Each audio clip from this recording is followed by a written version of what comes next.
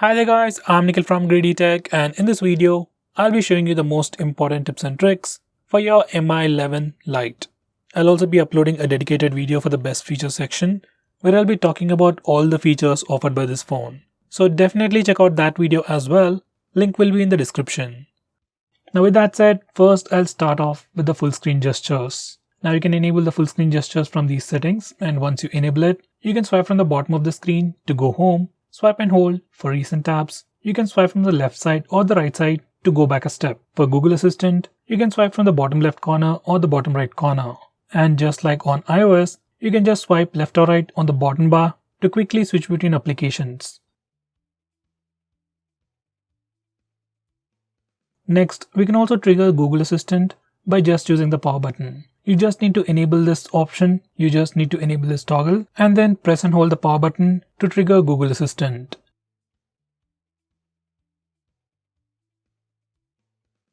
Next, I'm going to show you how to enable the dark mode on this phone. So from settings, you can enable the dark mode, and once you enable it, all the system UI elements change to the dark mode. Even stock apps like phone dialer, SMS application even change to the dark mode. Even the Google applications will automatically change to the dark mode. Now this dark mode definitely helps you save some battery, looks much more cooler, and also affects your eyes less at night. From these settings, you can also schedule to automatically turn on and turn off dark mode at a specific time.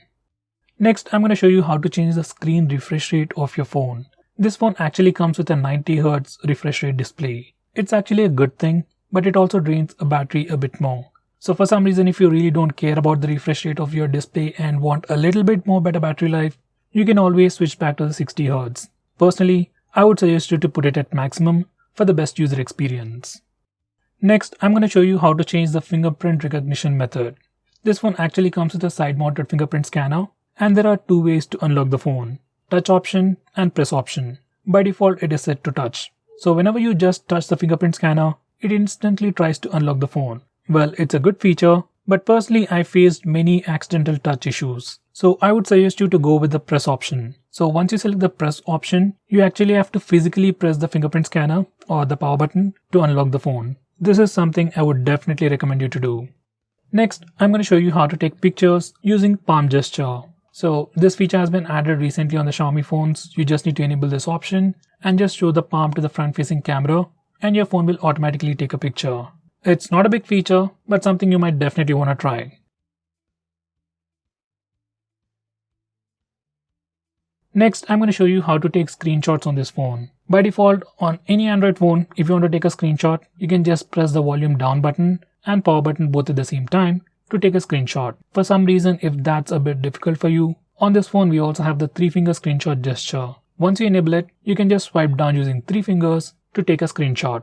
By the way, we also have a quick shortcut to take a screenshot even in the notification toggles. Next, I'm going to show you how to take a longer screenshot. So to take a longer screenshot, first we need to take a regular screenshot. You can either use the buttons or the gesture. Now once you take a screenshot, you'll see a small pop-up preview. Just tap on scroll to start taking a long screenshot. Next, I'm going to show you how to use split screen mode on this phone, or to say how to use 2 applications at the same time. For that, first go to the recent tabs. Then click and hold on the application that you want to use in the split screen mode. Then select split screen. Now you can select the secondary app from the list below, or you can go to the home screen and select the secondary app from the home screen. Next, I'm going to show you how to enable split screen mode for all the applications. By default, all the applications do not support split screen mode. So to fix that, you need to go to the settings, about page, click on the MIUI version 7 times. Once you're done, developer options will be enabled. Now go back to settings, additional settings, and find developer options. Now scroll all the way to the bottom and enable force activities to be resizable. Now once you're done, and just restart your phone, and then you will be able to use all the applications in the split screen mode. Next, if you want to change the display sleep time or the display screen on time, you can do that from these settings. Normally you can find it in the display options on other phones, but it's a bit tricky on this phone. Next, if you want to display the memory usage on the recent apps page, you need to enable this particular toggle. And once you do that, every time you go to the recent apps page, you can check out the memory status. Next, if you want to display the battery percentage on the status bar, this is what you need to do.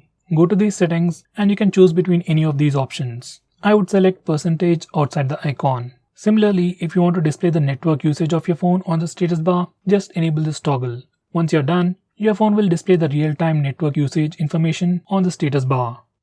Next, I'm going to show you how to change the default applications for regular profiles like the default browser, SMS, and so on. For that, you need to go to the settings and come to this particular page, and from here, you can change your default browser, default SMS application, default email app, and so on. Going on next, if you're someone who's really concerned about privacy about your phone, and if you want to lock few applications on your phone, you can do that on this phone without installing any third-party applications. You can lock applications just like I've shown you in the preview. By the way, you can also have a different password for these locked applications from your phone's password, which is actually a pretty good thing.